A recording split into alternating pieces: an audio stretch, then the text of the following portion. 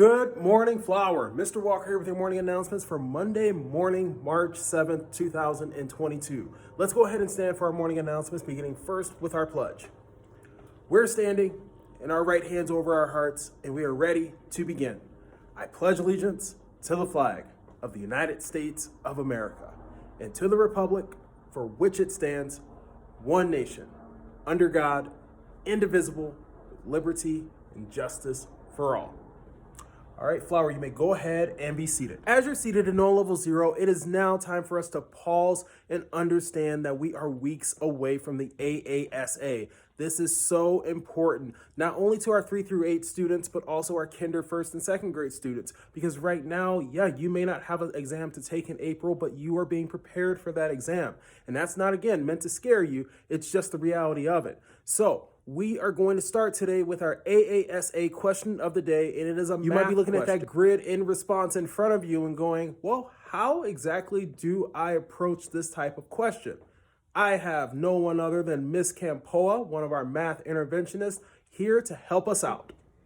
Hello everyone. Today we're going to be going over grid and responses with Miss Campoa, for those of you who don't know me, so that we can be ready for our state test coming up soon. All right, so first, we're going to start off with 3 very important things to remember.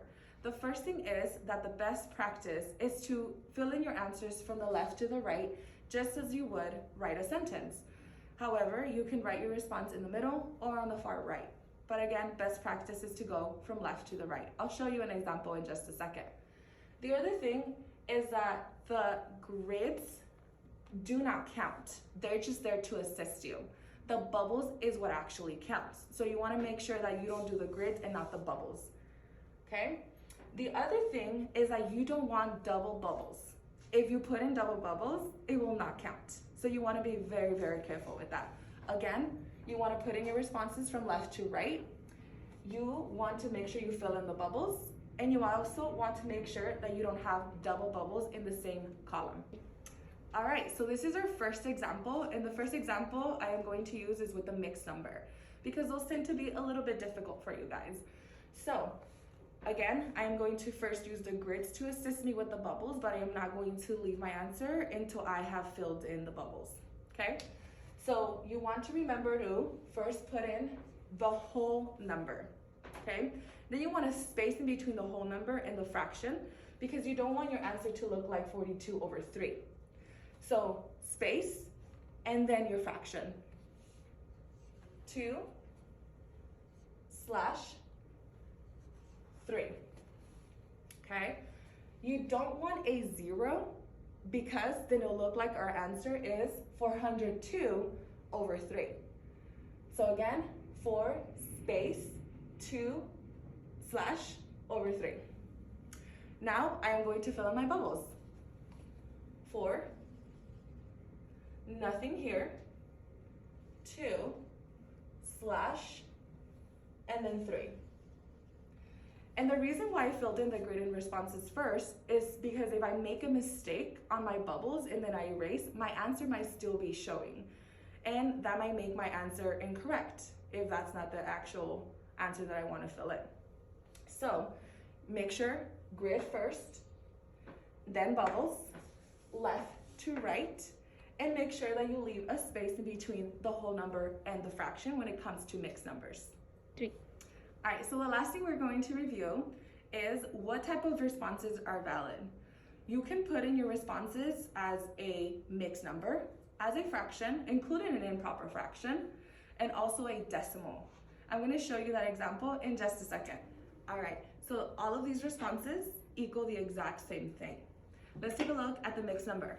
Mixed number is 1.5, space in between, and then I go ahead and write my fraction. Then I have an improper fraction, 3/2. And lastly, I have a decimal as well.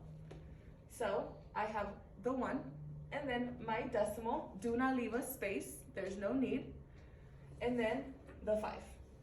All right, so let's go back and review really quickly. Do not forget, best practice is to input your responses from the left to the right.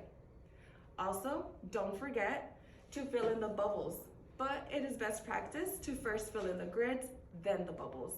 And the last thing is, don't forget, no double bubbles. All right, if you have any questions or need any help, do not hesitate to reach out, and I hope you all have a wonderful day. Bye. All right, that was awesome. Thank you so much, Ms. Campoa, for recording that for our students and staff. We'll be sure to replay that as often as we need to help us with those grid-in responses. We don't want to get a question wrong just because we don't know how to fill out the bubble sheet. We want to make sure that our responses are accurately recorded, and we thank you so much, Ms. Campoa, for showing us how it's done. All right, our Scholastic Book Fair is now over, but we were able to raise over $7,000. That is an amazing accomplishment, and that's all thanks to you and your families. Thank you all so much. Thank you to our staff who also purchased books and materials as well. We want to thank every single person that had a hand in raising this money. This money will help our school in so many different ways. It will also just continue to promote reading. Reading is so important. All right, we have our iReady March Madness, and our first week is in the books. Let's go ahead and take a look at our head-to-head matchups, and let's see who's moving on. Congratulations, Miss Anundson's University of Minnesota. Congratulations, you are our first grade representative in the final 8. Congratulations to second grade, Miss Gansky's Oswego University. You are our second grade representative in the final 8. Congratulations, Miss Chesla and Southern Connecticut State University. You are our third grade representatives in the top 8. Congratulations, Miss DeWert and Drake University. You are our fourth grade representatives in the top 8. Congratulations, Miss Taylor and ASU. You are our representatives for fifth grade in the top 8. Congratulations, Mrs. Matichek and Portland State University. You are our sixth grade representatives in the final 8. Congratulations, Mr. Carrillo and University of Incarnate Word. UIW is our representative for 7th grade in the top 8. Congratulations, Mrs. Deere and UConn University for making the top 8 as our 8th grade representative. So if you were knocked out of the first round, yeah, it might sting a little bit right now, but you are not completely out of the game, because right now what's going to happen is that you'll continue with your iReady lessons, but now your progress is going to contribute towards your grade level. And so you heard me right, your progress is going to contribute towards your grade level. You're going to be giving your grade level half points now based off of your performance. So let's continue to support our teammates. Let's continue to support iReady. Let's continue to support March Madness. We are down to our top 8. All right, AMS Flower, we need to talk about school safety. Tomorrow we are going to have our second lockdown drill of the semester. This is a soft lockdown, so it's going to mean that we turn our lights off in our classroom. We're going to lock our doors. We're going to stay in our classrooms. We are going to be silent. It's really important that we practice lockdown drills because things happen sometimes. Accidents happen, emergencies happen, and we need to be prepared as a school to respond to a crisis. And so while that might seem scary, just know that tomorrow we are practicing a soft lockdown drill. It is now time to pause and take a look at women's history. Women's history that has shaped our world and society as we know it. Women's history that has impacted our past, present, and ultimately our future. This week, we're going to take a different look at Women's History Month, and we are going to have an action item for you all. Your action item today, students, is for you to identify one woman who has made a significant impact in your life.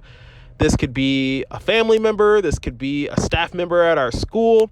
This could be your doctor. It could be your dentist. It could be your babysitter. It could be anyone in your life, any woman in your life that has made a significant impact on you.